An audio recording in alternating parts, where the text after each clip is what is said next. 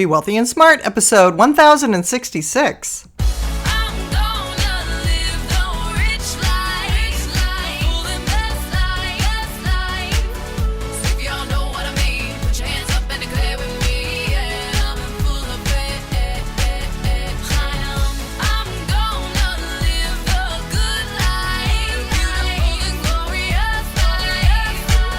Step into a world of wealth and financial freedom without budgets, boredom, or bosses on Be Wealthy and Smart. And now, here's your host, Linda P. Jones. Welcome to Be Wealthy and Smart. I'm Linda P. Jones, America's Wealth Mentor, empowering women and men worldwide to financial freedom. On today's show, I'm going to share with you 3 things that could bring life-changing wealth. Now, these are 3 thoughts that I had the other day that are really going to be making a big difference going forward, but maybe people aren't really recognizing that. Maybe they're not seeing what I'm seeing or looking at things the same way. So I wanted to point out some things that I think are becoming clearer to me, and I just wanted to share these thoughts with you in the hopes that it can help you with your compounding and your wealth building for the rest of this decade. So my first thought that I wanted to share with you is the low in the stock market that happens this year will be the low of this decade. Let me say that again. The low that we experience this year in the stock market will be the low for the decade. Now, why do I say that? Well, if you've read my book, 3 Steps to Quantum Wealth, you know I'm a fan of cycles, and cycles repeat. And one of the things that I wrote about is this. There is a cycle for every year in a decade. For example, the second year of a decade, a year ending in 2, is often the low. Some interesting cycles are coming up in 2022. It will be 20 years since the 2002 low, 40 years since the 1982 low, 60 years since the 1962 low, and 80 years from the 1942 low, and also 90 years since the 1932 low. So what does that mean? That means in the second year of a decade, we often see the low for the decade. But that's not a fact that just everybody knows. But it is apparent to me because of the research I did for my book and my study of cycles. Here's what we don't know. We don't know if the low in the stock market for this year has happened yet or not.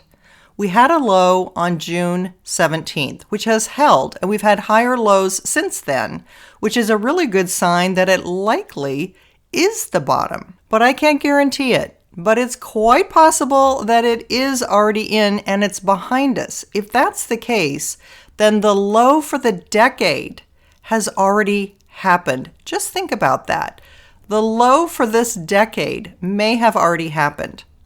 Now, if it hasn't happened and we go to a lower low, say in September or October, which are notoriously volatile months in the stock market, then that would be the possible low for the decade. Along the same lines with this thought is that the second decade can also produce a boom. We are just shy of 100 years away from that 1929 stock market top that is infamous. I think it's quite possible that from this low in 2022, we go on to have new highs and a bull market that is so strong with all the new technology we have with the blockchain, with crypto, with a completely new internet of value, with money moving at the speed of the internet, with the metaverse, with NFTs. We have so much new technology coming, and that brings new forms of wealth.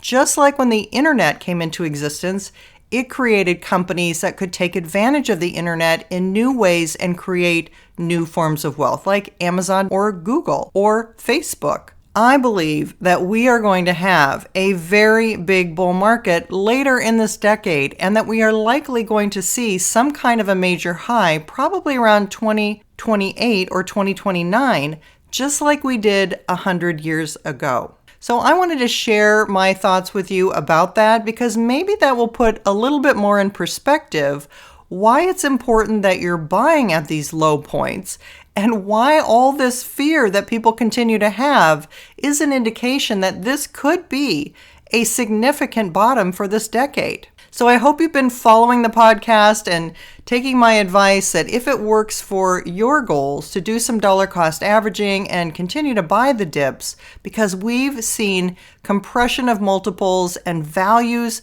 of stocks come down to such great levels that there are some definite bargains out there. So that was the first thing that I wanted to share with you.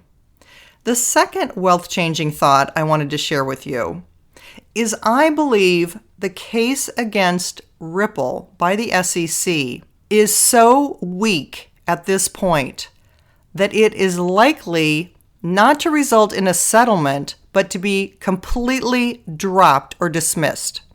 Now, I'm not an attorney, but let me just tell you, using logic, the judge just ruled on the hypocrisy of the SEC because they were trying to hide behind a defense that they had attorney-client privilege and therefore didn't have to show what was in their emails. Well, what we know was in their emails was, number one, a likely conversation about breaking ethics rules because certain members of the SEC were told not to do certain things because it was unethical. That advice we know was ignored. The second thing that we know was there were lawyers and venture capitalists who actually were writing the speech for one of the directors of the SEC. And that director admitted that he did not write that speech. Going back and forth in those emails is probably a lot of dialogue about what they wanted in that speech and how they wanted him to clear Bitcoin and Ethereum, which essentially shut the door on every other cryptocurrency and made only those two be the ones that could advance dramatically in price because they got the all clear from the SEC. Now, knowing all of that, I think the SEC has no bargaining power anymore. We know what's in those emails. We may not know word for word, but we have a pretty good idea what is in those emails. And there's probably even worse than that, I would wager to guess. So the SEC does not have any bargaining power. They do not have anything to hold over Ripple and force a settlement.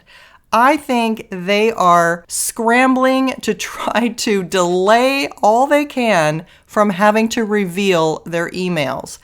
And rather than reveal those emails and incriminate themselves, they are going to either drop the case, dismiss it in some form. I think this thing is all but over. That lack of leverage that the SEC has means that it's just a matter of time before Ripple wins this case. And a win for Ripple means that Ripple can finally have an IPO, which they've wanted to do as soon as this lawsuit is over. And it likely means that XRP comes out from any cloud that it's had essentially on its title, as Jimmy Valley and I have talked about. My third thought that's wealth changing is I truly believe that XRP and Flare Sparks are going to be the new smart contract standard that is going to blow away Ethereum. Ethereum was supposed to be a lot of things, but it really hasn't turned out that way. And because XRP has the XRP ledger with speed and scalability, transactions per second, very low fees, being decentralized, and because Ripple has so many customers already signed up in the form of banks, about 400 relationships, they've already sewn up that market. So Ripple has the ability to use smart contracts with banks in terms of financial means, but also Flare Sparks can combine with other cryptocurrencies, and they've talked about their compatibility with Doge and with Shiba Inu and with Litecoin, among others. So they are going to be used as a smart contract, and they are the first cryptocurrency that is coming out in a decentralized fashion because it's being distributed to thousands and thousands of XRP holders because Flare is coming from a snapshot that happened back in December of 2020 that is being given to XRP holders at that time that set up the trust line. So XRP and Flare, I think, are going to be much more powerful than Ethereum, because Ethereum, unfortunately, still has a lot of problems, still has incredibly high gas fees, still is slow, still is not scalable. But needless to say, I really believe XRP and Flare are going to far surpass Ethereum in price and performance. So those are my 3 thoughts that I believe to be very wealth changing for you. The low in the stock market that happens this year, I believe will be the low for the decade. Second, the Ripple case is likely to get dismissed. There is no more leverage by the SEC for any negotiation or settlement. And number 3, I believe XRP plus Flare together can surpass the price, speed, and performance of Ethereum.